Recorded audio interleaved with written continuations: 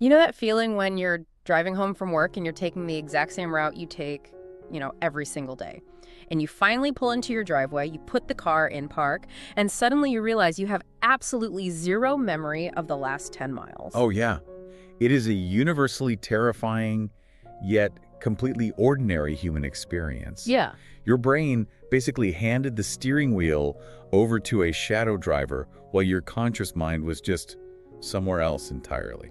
It is genuinely chilling when you actually stop and think about it. I mean, you navigated traffic lights, you calculated the speed of merging vehicles, you avoided pedestrians, you operated heavy machinery at 60 miles an hour, but you were completely checked out. Right, you're probably having an imaginary argument in the shower or wondering if you left the oven on. Exactly. And it makes you wonder if your brain can successfully drive a 2-ton machine through complex traffic patterns without your conscious input. What else is that shadow driver doing with your life? Well, that is the exact mystery we are solving today. So welcome to the deep dive. Because if you can decode that shadow driver, you can theoretically put your physical health, your cognitive output, and, your emotional resilience on that exact same autopilot. And our mission today is to build a blueprint for taking back that wheel. We aren't just talking about generic, eat your vegetables advice. We are going to look at the deep biological hardware of behavior. We're pulling from a massive stack of research today. We've got James Clear's frameworks on atomic habits, a fascinating empirical study on adolescence involving breakfast and exercise, Harvard Health's biological daily routines, elite performance data from Brendan Burchard, and emotional intelligence strategies from Talent Smart. It is a lot of ground to cover, yeah.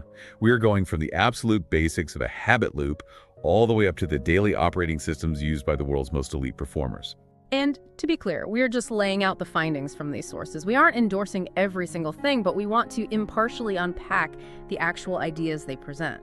So I want to start with the foundational question here. Biologically and historically, what are we actually dealing with when we talk about a habit? Because, it feels like this conversation has been happening for centuries. Oh, it definitely has. Long before we had fMRI machines to scan the brain, ancient philosophers were circling this exact phenomenon. Aristotle famously argued that our repeated actions literally construct our character. To him, virtue wasn't this fixed personality trait, right? It was an ingrained habit. Wow, okay, so it's not who you are, it's what you practice. Precisely. But the concept really crystallized in modern psychology around 1890 when William James, who essentially wrote the foundational text on human psychology, described habits as the enormous flywheel of society. A flywheel. I want to linger on that metaphor for a second because in mechanical engineering, a flywheel is this heavy spinning disc inside a machine. It takes a massive amount of initial energy to get it moving, it actively resists you. Right, it takes effort. But once it is spinning, it stores kinetic energy. Its momentum carries the machine forward, smoothing out any interruptions in power. It's the perfect analogy, honestly. Students realize that biological creatures are essentially bundles of habits. Any sequence of mental action that is frequently repeated will eventually perpetuate itself automatically. It stores behavioral momentum. Okay, so it's a physical momentum in the brain. Yeah, and if we fast forward to modern empirical data, we can quantify exactly how massive that flywheel is. Wendy Wood, she's a leading researcher in the field of behavioral science. She conducted these extensive daily experience studies, and she found that roughly 43% of our daily behaviors are performed entirely out of habit. Wait, 43%, almost half. Almost half of your waking life, yes. That is wild. Almost half of what you do today. What you eat, how you respond to an email, how you stand, how you speak to your spouse, you didn't consciously choose to do. The flywheel just spun, and you went along for the ride. So what is the biological mechanism making that possible? Where does this shadow driver actually live in the brain? It lives in the basal ganglia. This is a cluster of neurons situated deep beneath the cerebral cortex. Okay.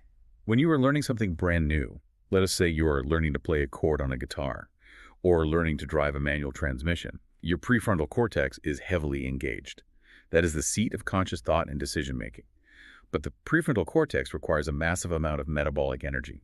It burns through glucose rapidly. Right, because for most of human history, calories were incredibly scarce. The brain is basically an energy miser. It is aggressively trying to stop you from thinking so hard. Exactly. It hates wasting fuel. So as you repeat the behavior, the brain offloads the processing burden from the highly expensive prefrontal cortex down into the basal ganglia. The basal ganglia stored these sequences in what we call procedural memory. Procedural memory. Yeah. This is a deeply ingrained, long-term memory system responsible for storing slow, incrementally learned motor skills and cognitive routines. Once a routine is stored there, it bypasses conscious decision-making entirely. It is exactly like a computer shifting a heavy application into a background process. If I had to manually allocate RAM and CPU power to every single keystroke on my laptop, the system would crash. So the operating system runs those processes silently to save bandwidth. That's a great way to look at it. But here's where I see a massive vulnerability in human biology. A computer background process only runs the code you intentionally installed. But the basal ganglia, it doesn't judge, does it? It doesn't know the difference between a good habit and a destructive one. Not at all. It is entirely agnostic to morality or your long-term health. The basal ganglia just wants to save energy. It recognizes the pattern and fires the sequence. And this evolutionary shortcut leads to something psychologists call capture errors. A capture error. Okay, walk me through what that actually looks like in daily life. So a capture error occurs when a deeply ingrained automatic habit completely hijacks and overrides your conscious intention because the two are in conflict. Okay, give me an example. Imagine you have a conscious goal. You need to drop off a package at the post office on your way to work. The post office is 2 blocks off your normal commuting route. You get in the car, you start driving, you start thinking about a meeting you have at 10 a.m., and suddenly you are pulling into your office parking lot. You completely forgot the post office. Oh my gosh, yes. The autopilot took over and totally ignored the detour. Exactly. The environmental cues of your morning commute, the roads, the time of day, the radio station, triggered the basal ganglia to execute the drive-to-work sequence. The procedural memory literally captured and deleted the conscious intention. The habit won. Which brings us to arguably the most frustrating part of behavior change. If the basal ganglia is that powerful and the prefrontal cortex is that lazy, how long does it actually take to rewrite that background code? Because the self-help industry has been screaming for decades that it takes 21 days to form a habit. If I can just survive 3 weeks, the shadow driver takes over. Is there any biological truth to the 21-day rule? None whatsoever. Wait, really? None. It is a spectacular example of how a casual observation can mutate into a cultural myth. It originated in the 1960s from a plastic surgeon named Maxwell Maltz. He simply noticed that it took his patients about 21 days to stop feeling phantom sensations after an amputation or to get used to their new faces after surgery. You are kidding me. The foundational timeline of the entire self-help industry is based on patients recovering from nose jobs. Essentially, yes. It has nothing to do with building a behavioral habit. Wow. For actual behavioral automaticity, the data paints a very different and honestly much more rigorous picture. Philippa Lally and her research team at University College London conducted a landmark study tracking individuals trying to build new daily habits. They found it takes an average of 66 days for a new behavior to cross the threshold into automaticity. 66 days. Okay, that's 2 full months of conscious, deliberate effort.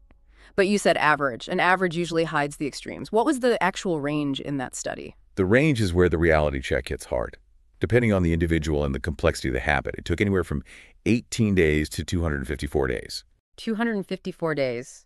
Okay, I have to push back here. If I decide I want to start running 3 miles every morning, and you tell me I have to rely on sheer brute force willpower for 8 straight months before my brain finally makes it automatic, I'm going to fail. Everyone fails by week 3.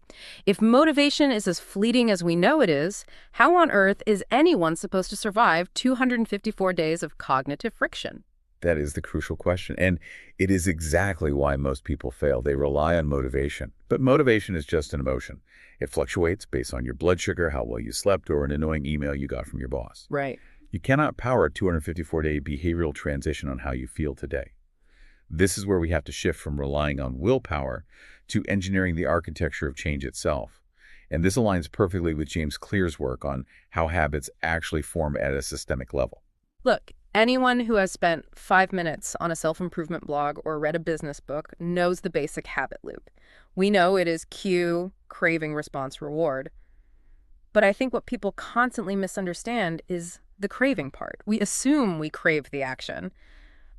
But we don't, do we? No, and that distinction is the key to dismantling a bad habit. You do not crave the habit itself.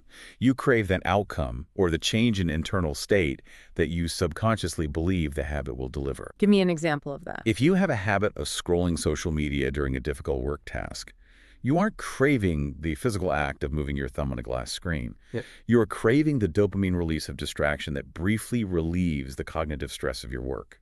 The brain craves the state change.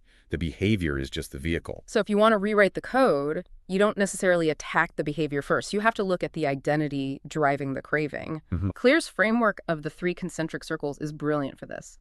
He visualizes change as 3 layers. The outermost layer is outcomes, which is what you get. Losing 20 pounds, writing a novel, saving $10,000. The middle layer is processes, which is what you do. Going to the gym, writing a page a day, transferring money to savings. But the innermost core is identity, what you believe about yourself. And the fundamental flaw of human behavior is that we always start from the outside in. We obsess over the outcome. We set a goal. But a goal focuses on a finite endpoint. You might use white-knuckle willpower to reach that goal. You might lose the 20 pounds. But if you haven't changed the underlying belief about who you are, the moment the goal is achieved, the willpower evaporates, and the basal ganglia defaults to the old procedural memory. And the weight comes back. Exactly. True, permanent behavioral change requires shifting your focus entirely away from what I want to achieve to who I wish to become. Every action you take is a vote for the type of person you wish to become. That concept just hit me like a ton of bricks. You don't need to be unanimous. You don't need to be perfect. You just need a majority of votes to win the election of your new identity. That's a perfect way to phrase it. If you write one paragraph, you are casting a vote for the identity of a writer. If you push back from the table when you are 80% full, you are casting a vote for the identity of a healthy person. And to make casting those votes as frictionless as possible, Clear introduces the 2-minute rule. When you initiate a new habit, it must take less than 2 minutes to complete. Less than 2 minutes. Yes. It sounds absurdly simple, almost to the point of being ineffective. Read before bed becomes read one single page. Do a 30-minute yoga flow becomes unroll my yoga mat and stand on it. See, people laugh at that. They think, well, what is the physical benefit of unrolling a yoga mat and doing 0 exercise? I'm not burning any calories, but they are entirely missing the point. You aren't trying to get a physiological adaptation in that moment. You are trying to install the background code. You are proving to your basal ganglia that you are the type of person who shows up. Exactly. A habit must be established before it can be improved. You cannot optimize a behavior that does not exist. The 2-minute rule bypasses the prefrontal cortex's resistance to effort. If the hurdle is so low that it requires 0 motivation to clear it, you start casting those identity votes effortlessly. It perfectly mirrors a quote we found in the Talent Smart research from the author Jodi Picoult. She was talking about writers who freeze up because they are terrified of writing something terrible. She said, you can edit a bad page, but you can't edit a blank page. That is so true. The 2-minute rule prevents the blank page. But let's take this a step further. Let's talk about the invisible hand that makes or breaks all of this. Because we like to think of ourselves as these highly rational, autonomous beings with ultimate free will. But when you look at the data on environment, free will starts to look like, well, a rounding error. Oh, environment is everything. We assume our behaviors are driven by internal character or discipline, but the reality is our habits are deeply anchored to the external context. The cues that trigger our basal ganglia are embedded in the physical spaces we occupy. Like what? Well, when you walk into your living room and see the television remote resting on the coffee table, that physical object is a cue that initiates the craving for relaxation, which triggers the response of turning on the TV. If you want to change the habit, you don't fight the craving, you change the environment. You hide the remote. The Wikipedia research we reviewed highlighted some terrifying corporate strategies based on this exact vulnerability. Marketers and data analysts know that consumer habits are incredibly rigid. It is overwhelmingly expensive to convince a consumer to switch from their usual brand of toothpaste or their usual grocery store to a competitor. But they discovered there are specific windows where human beings are highly vulnerable to changing their habits. And those are during major life moments. Yes, major life moments. Graduating from college, getting married, moving to a new city, having a child. During these intense transitional periods, your environmental context is completely thrown into chaos. Your old habit loops are shattered because the physical and temporal cues are just gone. And the data shows that retailers use predictive analytics to detect these life events, specifically to intercept you while your habits are vulnerable. If they analyze your purchase history and realize you are buying prenatal vitamins and unscented lotion, their algorithms know you are likely pregnant. Which is terrifying. They will flood you with coupons for their baby products to establish a new habit loop with their store before your environment settles back down into a routine. It is slightly dystopian, I admit, but it proves the biological truth. Change the environment and the habits become entirely fluid. It applies just as heavily to the social environment, too. We are, at our core, tribal primates. Evolutionary biology hardwired us to conform because, well, thousands of years ago, being exiled from the tribe meant certain death. Therefore, we naturally imitate the habits of three distinct social groups. The close, which is our immediate friends and family, the many, which is the broader cultural norm, and the powerful, those with status and prestige whom we wish to emulate. And there's a line about this that really sums it up. We'd rather be wrong with the crowd than be right by ourselves. We'd rather be wrong with the crowd. Because the psychological pain of social friction is worse than the pain of making a poor choice. If you are trying to become a person who doesn't drink alcohol, but your close circle of friends insist on meeting at a dive bar every Thursday night, your desired conscious goal is locked in a cage match with the normal behavior of the tribe. And the tribe almost always wins. Which is why curating your social pod is basically a biological necessity. When we looked at Harvard Health's physiological guidelines for combating cognitive decline, one of their top pillars was literally be social. But they heavily emphasize the quality and the nature of the interaction. Right. They advocate for creating a dedicated social pod, a small, intimate group that you interact with consistently. If your social pod inherently values physical fitness, emotional intelligence, and continuous learning, those behaviors cease to be goals you have to strive for. They become the invisible baseline of your environment. You absorb them through osmosis. I look at it like this. Trying to break a bad habit in a bad environment is like trying to swim upstream in a rushing river. You might have the motivation to swim incredibly hard for 5 minutes, maybe even 10. You feel powerful, but eventually your muscles fatigue. The river, however, never gets tired. The environment is relentless. The river eventually wins. If you want to change your trajectory, you have to get out of the water and find a different river. That is a brilliant way to conceptualize it. Okay, so we've mapped the software of habits, the loops, the identity votes, the environmental cues. But software is completely useless if the hardware is glitching. Your brain can only execute these routines if it has the physiological fuel to run the basal ganglia and the prefrontal cortex. Exactly. I want to transition into the biological machine. We looked at a deeply empirical study from the journal Nutrients conducted by Kawabata and colleagues. This involved 82 adolescents. And I have to be honest, when I first read the methodology of the study, I thought it was a joke. It sounds like one, but it is one of the most rigorously controlled yet counterintuitive studies on acute cognitive performance I've ever seen. Okay, break it down for us. They wanted to isolate variables to determine exactly how physical habits, specifically what you eat for breakfast and how you move your body, alter immediate academic and cognitive output. They took these 82 adolescents and randomized them into 4 very specific groups over a 4-hour morning session. Let's lay out the 4 groups so we have the picture. Group 1 fasted entirely and remained sedentary all morning. Group 2 ate breakfast but remained sedentary. Group 3 fasted but completed a highly specific 30-minute bout of exercise. And Group 4 did both. They ate the breakfast and completed the exercise. Now, when we say exercise, I want to clarify, we aren't talking about doing some jumping jacks or running laps. This wasn't a standard gym class. Not at all. It was 30 minutes total. The first 8 minutes involved moderate treadmill running to elevate the heart rate. But the remaining 20 minutes consisted of bilateral coordinative ball exercises. Which, when I read it, sounds like a circus act. You are talking about bouncing a basketball with one hand while balancing on a wobble board, or throwing a handball against a wall while simultaneously catching a volleyball with the opposite hand. I mean, it is an intense, deeply frustrating cognitive and physical challenge. That frustration is the entire point. It forces the brain to calculate spatial logic, trajectory, velocity, and balance simultaneously. It demands intense neural firing across multiple hemispheres. Okay, so that is the physical input. But the nutritional input is where I became a massive skeptic. The study aimed to fuel the brain for elite math performance. And what did they feed these kids? multigrain bread, a heavy smear of Nutella, which is just hazelnut cocoa spread, and a packet of Milo, which is essentially a chocolate malt powder drink. Yeah, that raises eyebrows. I mean, if I feed a kid Nutella and chocolate milk at 8 a.m., I expect them to be bouncing off the walls by 9 a.m. and completely sleep under their desks by 10 a.m. How on earth is frosting a cognitive enhancer? You have to separate the cultural perception of the food from its actual metabolic breakdown. The researchers designed this meal specifically around the glycemic index, or GI. Oh, yeah, the GI. Right. The GI measures how rapidly a food converts to glucose and spikes your blood sugar. High GI foods, like pure white sugar or refined cereals, cause a massive glucose spike, followed by a severe crash. The crash destroys executive function and focus.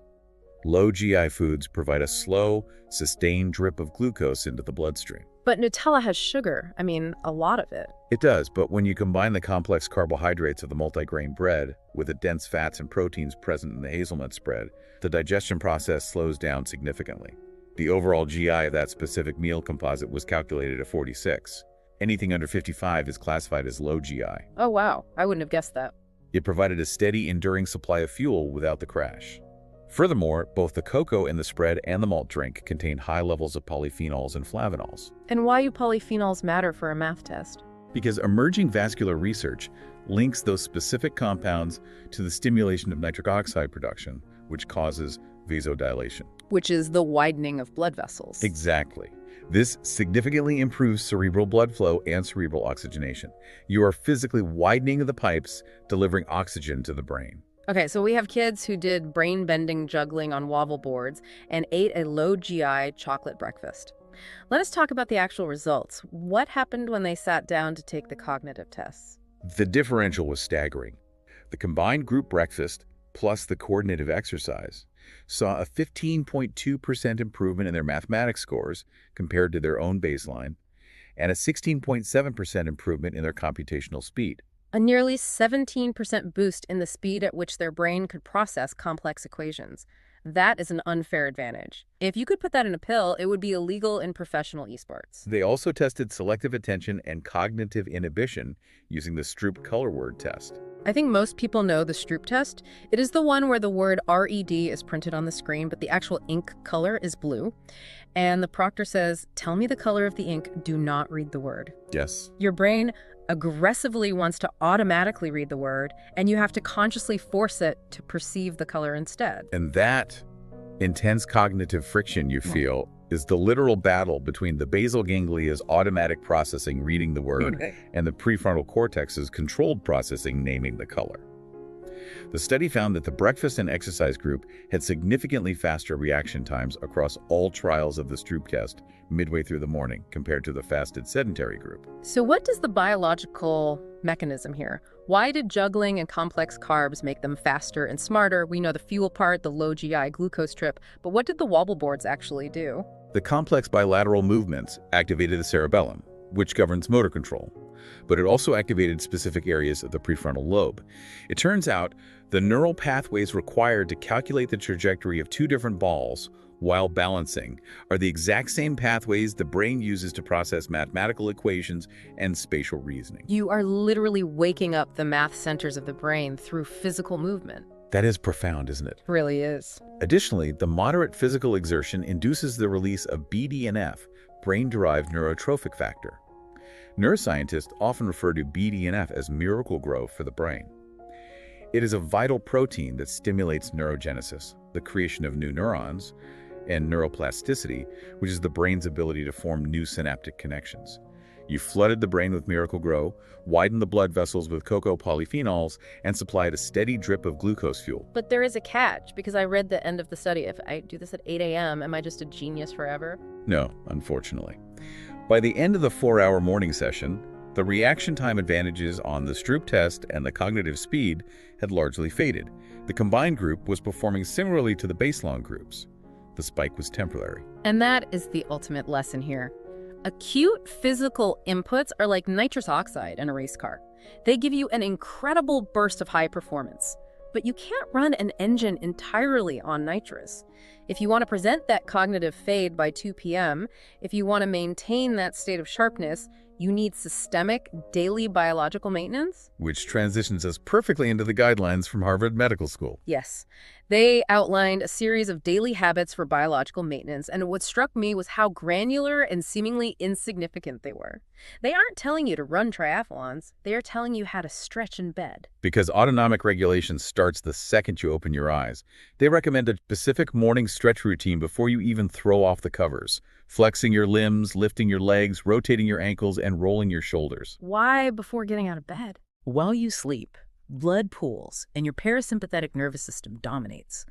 This gentle, sequential movement physically pushes pooled blood back toward the heart and signals the autonomic nervous system to gracefully transition into a state of alertness rather than shocking it with an alarm clock and a rush of cortisol. That makes a lot of sense.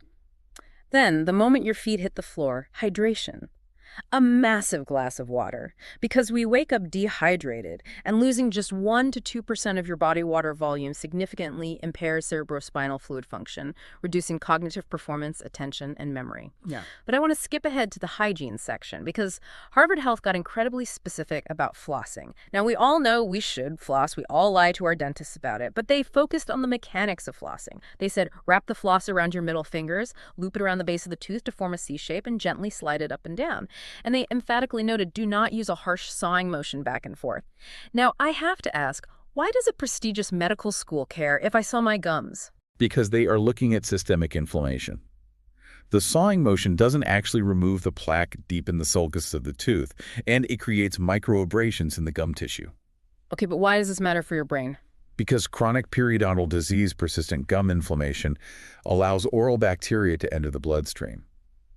This triggers an immune response, elevating inflammatory markers like C-reactive protein throughout your entire body.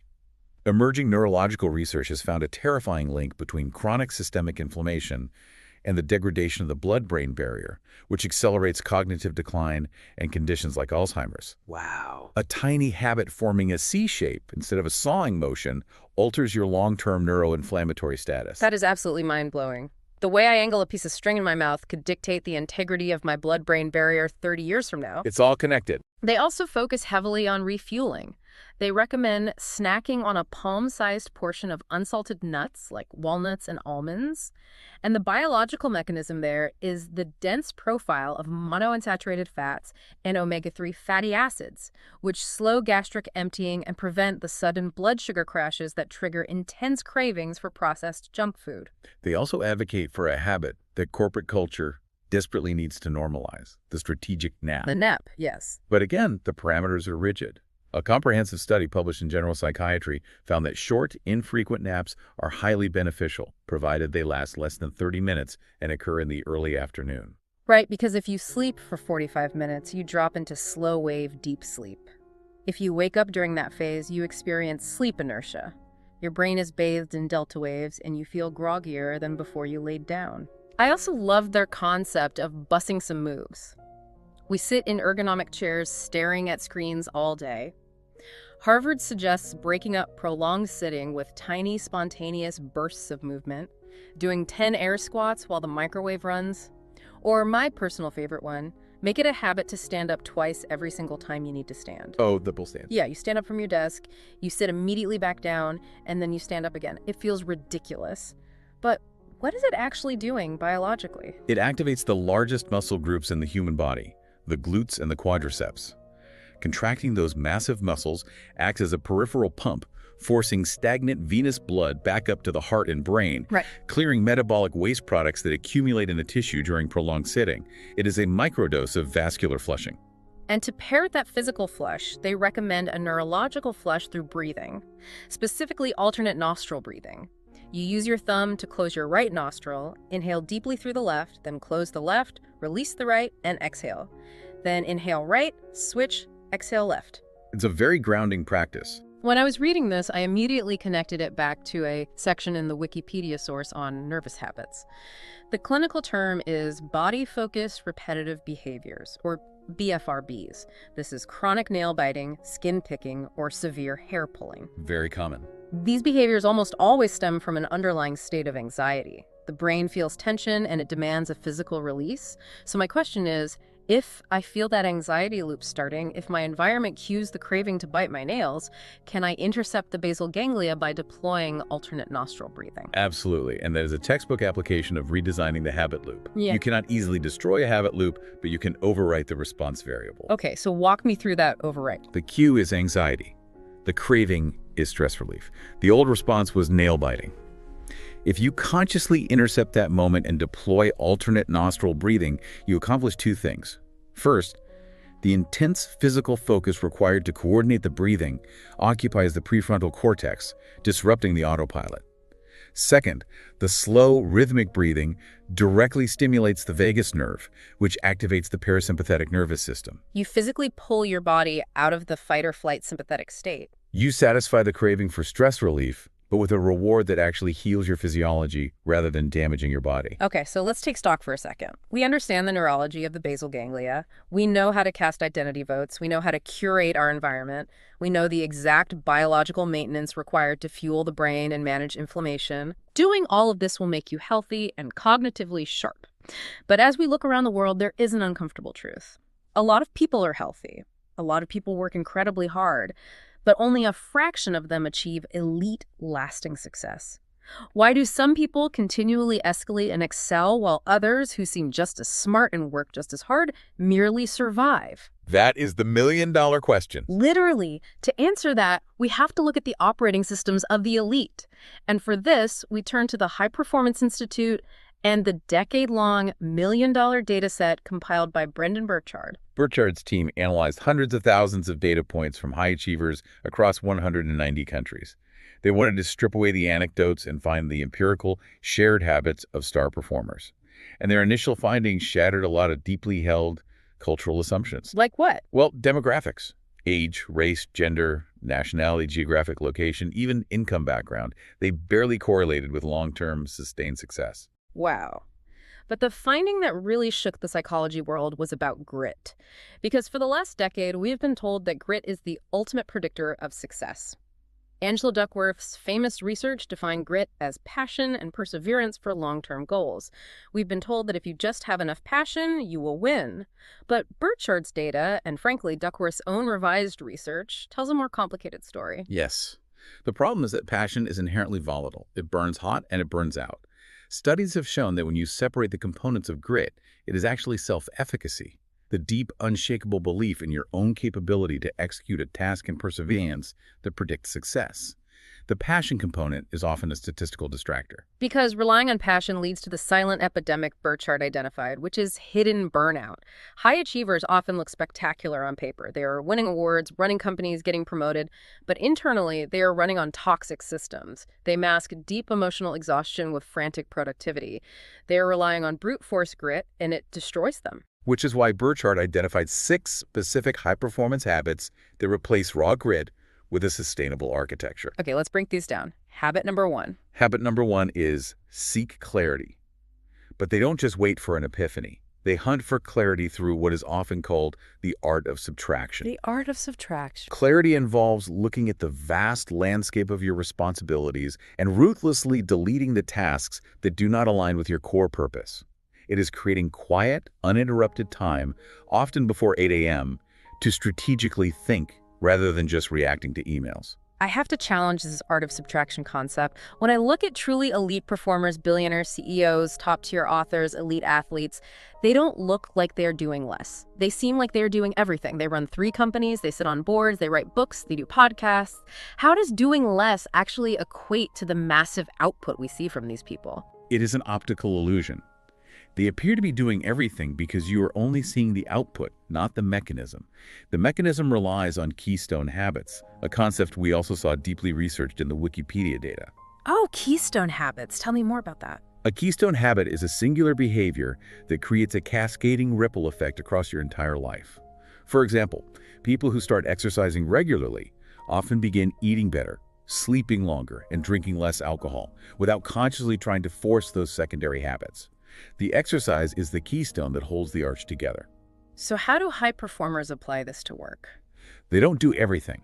They find the 1 to 3 high-leverage keystone activities that drive 90% of their results. By focusing monomaniacally on those levers, they completely ignore the 25 to 40% of administrative, low-value tasks that average workers waste their days on. They do less of the trivial, which allows them to produce vastly more of the essential. That makes perfect sense. They aren't spinning their wheels. Which leads to habit number 2, generate energy. Now, we covered biological energy, but Burchard is talking about mental and emotional stamina here. The defining trait here is how high performers master transitions. Yes, transitions are critical. Most of us drag the emotional residue of a terrible morning meeting right into our afternoon creative block. We bleed stress from one task into the next. Top achievers treat transitions as hard resets. They finish a task, close their eyes, release the physical tension in their jaw and shoulders, and intentionally set an emotional intention for the next hour. Exactly. And habit number 3 is raise necessity. This is the profound psychological shift from I should do this to I must do this. High performers psychologically link their daily mundane tasks to a deeply held identity or sense of duty to others. Tony Robbins frequently notes that this shift from should to must is the exact moment destiny is shaped. When failure is no longer an option because your identity is on the line, you stop relying on motivation. You operate on absolute necessity. Habit number 4 is increase productivity. But Burchard redefines productivity. It isn't about inbox zero or checking off 50 minor to-dos. He focuses on prolific quality output, or PQO. And to achieve PQO, elite performers weaponize Parkinson's law. Parkinson's law, right. That is the adage that work expands to fill the time allotted for its completion. If you give yourself a month to write a proposal, it'll take a month of agonizing slow work. If you give yourself 48 hours, the artificial constraint forces your brain to bypass perfectionism and execute. High performers set aggressively tight deadlines for themselves to eliminate procrastination. But people always ask, doesn't the quality suffer? Yeah, if I rush a report, it's going to be garbage, right? Not if you utilize their favorite framing question. When faced with a complex project, they don't ask, how do I do all of this? They ask, what would this look like if it were simple? They artificially constrain the time, and then they aggressively simplify the execution. The quality often improves because the unnecessary bloat is removed. What if this were simple? That is a terrifying question because it removes all of our excuses for procrastinating. It really does. Let's look at habit number 5, develop influence. This is the leadership component, but it isn't about manipulating people or using authoritarian power. High performers persuade by activating what behavioral experts call the hope trigger. The hope trigger is the realization that people are rarely motivated by your goals. They are motivated by their hopes. Yeah. If you want to influence someone, you don't say, work harder on this project because I need to hit my quarterly metrics. Right. Nobody cares about your method. Exactly. You align vectors. You say, if we execute this project flawlessly together, it'll give you the exact leverage you need to secure that promotion you want. You influence behavior by making your request the vehicle for their aspiration. And finally, habit number 6, demonstrate courage. We aren't talking about running into a burning building here. We are talking about the micro courage of everyday professional life. It is the willingness to sit in a boardroom full of executives and say, I actually don't know the answer to that. It is speaking truth to power. It is being the first person to offer an unconventional idea, which creates the psychological safety for the rest of the team to innovate. If you analyze these 6 habits, clarity, energy, necessity, productivity, influence, courage, the most empowering realization is that not a single one of them is an innate personality trait. No, not at all. You are not born with the art of subtraction gene. They are entirely trainable, repeatable software programs you can install in your basal ganglia. But, and this is a massive but, there's a fatal vulnerability in this entire operating system. What is that? You can have the most optimized keystone habits, you can eat low GI foods, you can leverage Parkinson's law, but if your internal emotional landscape is a toxic wasteland, the server crashes. To sustain elite performance over a lifetime, you have to fiercely, almost violently, protect your emotional baseline. This brings us to our final synthesis, integrating the emotional intelligence data from Dr. Travis Bradbury at Talent Smart and the framework on emotional resilience from the Office of Children's Mental Health. Resilience is largely misunderstood. It isn't just gritting your teeth and bouncing back from massive trauma. It is the daily, microscopic maintenance of your emotional state. The resilience framework emphasizes that human emotion operates in feedback loops. They outline the 4 principles of powerful thinking, which are clarity, focus, belief, and gratitude. But the core mechanic is recognizing upward and downward spirals. Upward and downward spirals. Yes, your actions dictate your emotions, and your emotions dictate your subsequent actions. If you take a negative action, you feel shame, which depletes your energy, which leads to another negative action. It is a downward spiral. And Bradbury breaks down exactly how to protect the upward spiral with 10 actionable habits. But I want to focus intensely on his very first rule, because it is the most destructive force we face. Stay away from toxic people. Oh, it is vital. The research he cites here is visceral. He references studies showing that simply flashing the logo of a fast food company on a screen for a few milliseconds makes human beings demonstrably more impatient and agitated. Just the visual cue of a golden arch alters the chemical state of the brain. It is amazing how sensitive we are. So I want to synthesize a metaphor here. If a picture of a hamburger makes you emotionally dysregulated, imagine the cumulative physiological devastation of sitting next to a highly toxic, complaining, manipulative coworker for 40 hours a week. It's exhausting. Being around a toxic person isn't just annoying, it is like running a high-end, finely tuned sports car in a closed garage full of carbon monoxide. It does not matter if the engine is built for elite performance. The toxic environment is physically starving the engine of the oxygen it needs to combust. You are physically suffocating your executive function. That is exactly the mechanism at play. Toxic people trigger a chronic stress response in your amygdala. That chronic cortisol release physically erodes your self-control, your emotional regulation, and your ability to maintain all the other habits we've discussed. You cannot out-habit a toxic environment. Protecting your baseline means ruthlessly curating the people allowed within your sphere of influence. And the second thing you have to curate is your relationship with technology. Bradbury's next habit is no screens in bed. And I know people roll their eyes at this, like, I like scrolling TikTok to fall asleep. But the mechanics of why this ruins your resilience are purely biological. The screens on our devices emit high concentrations of short-wavelength blue light. Evolutionarily, the only source of blue light was the sun. When morning sunlight hits your retinas, it halts the production of melatonin, the sleep hormone, and signals your brain that it is time to be alert. Okay, so it wakes you up. By evening, your pineal gland expects darkness to trigger a massive release of melatonin so you can achieve deep, restorative sleep. Staring at a laptop or a smartphone in a dark bedroom essentially tricks your brain into thinking the sun is rising at 11 p.m. It suppresses melatonin, delays REM sleep, and shatters your sleep architecture. I look at it like this. Falling asleep with a smartphone glowing in your face or keeping a toxic person in your inner circle, they are the exact same mechanism. Both are feeding you the wrong wavelengths. Both are disrupting your natural biological rhythms. You have to block the bad frequencies. And that requires the deployment of his next crucial habit, the ability to say no. This is an immense hurdle for high achievers who are naturally inclined to take on more responsibility. But research conducted at the University of California, San Francisco provides a stark warning. The more difficulty you have saying no, the more likely you are to experience clinical stress, systemic burnout, and major depression. Because every time you say yes to something you don't want to do, your amygdala logs it as a threat to your autonomy. Emotionally intelligent people don't use weak phrases like, I don't think I can fit that in. They use a firm, polite no.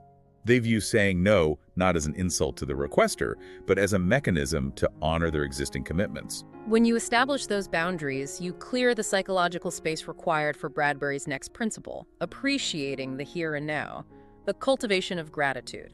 He makes a piercing point about human nature here. If you cannot find genuine happiness eating a cheap hot dog and drinking a beer on the back deck with your friends, you are not suddenly going to discover deep, lasting fulfillment when you finally make enough money to eat caviar on a yacht. Wow, yeah, the goalpost just moves. You're just miserable on a boat instead of a deck. Exactly. The inability to appreciate the present moment is a perceptual defect that does not magically disappear with the acquisition of wealth. He also emphasizes the vital necessity of getting organized.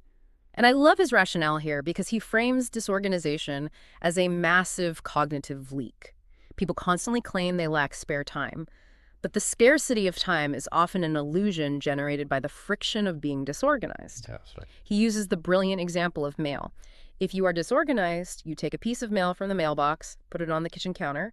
Later, you move it to the dining table to make room for dinner. A week later, you move it to your desk. You have touched the exact same envelope 3 times, devoting micro decisions to it every single time, and you still haven't paid the bill. The friction of touching things multiple times drains hours of cognitive bandwidth from our week. Which violently steals time away from the final and perhaps most restorative habit, dedicating time to me time and connecting with your core self. Bradbury insists we must engage in activities that remind us of who we are when all the professional masks, the parental duties, and the social obligations are stripped away. If that means locking your office door, putting on noise-canceling headphones, and lip-syncing to 80s pop music at the top of your lungs for 10 minutes, do it. It reconnects you with your baseline identity. He also suggests keeping a curated collection of things that resonate with you deeply. Like a journal. Yeah. When you are scrolling and you find a quote, an architectural photo, or even a meme that perfectly articulates your values or your aspirations, don't just scroll past it. Save it. Put it in a dedicated journal or an Evernote folder. Over the years, that collection becomes a physical anchor you can return to when you feel adrift to realign with your true north. That's powerful. Okay, we have covered an immense amount of ground today. Let's step back and look at the blueprint we've constructed. We started by looking at a habit as a simple, almost robotic neurological loop stored in the basal ganglia. But what we've discovered is that a habit is infinitely more complex than a physical action. It is a massive interconnected ecosystem. Your daily behavior is the intersection of the physical environment you design, the biological fuel you consume, down to the glycemic index of your breakfast and how you breathe when you're anxious, your emotional resilience against toxic inputs, and the deliberate operating systems you deploy to manage your energy and protect your time. It is the ultimate operating system of human potential. And I want to leave you, the listener, with a final thought to really mull over. A paradigm shift based on everything we've unpacked today. We spend our entire lives thinking of our personality as this rigid, unchangeable blueprint. We say things like, I'm just an anxious person, I'm just not disciplined, I'm just not a morning person. We treat our identity like it was written in stone the day we were born. Right. But if Wendy Wood's empirical data is right, and 43% of what we do every single day is just an automatic background program running in the basal ganglia, and if everything we've discussed today proves that these programs are entirely malleable through our environment, our diet, and our conscious system design, what if your personality isn't fixed at all? It is a terrifying yet completely liberating question. What if who you fundamentally are is simply a collection of well-practiced habits? Exactly. Change the code in the background process, change the habits, and you literally rewrite who you are. The software is open source. So the next time you pull into your driveway and realize you have absolutely no memory of the drive, don't just shrug it off. Stop the car. Look at your life and ask yourself where else that shadow driver is taking you. And if you don't like the destination, well, it is time to take back the wheel.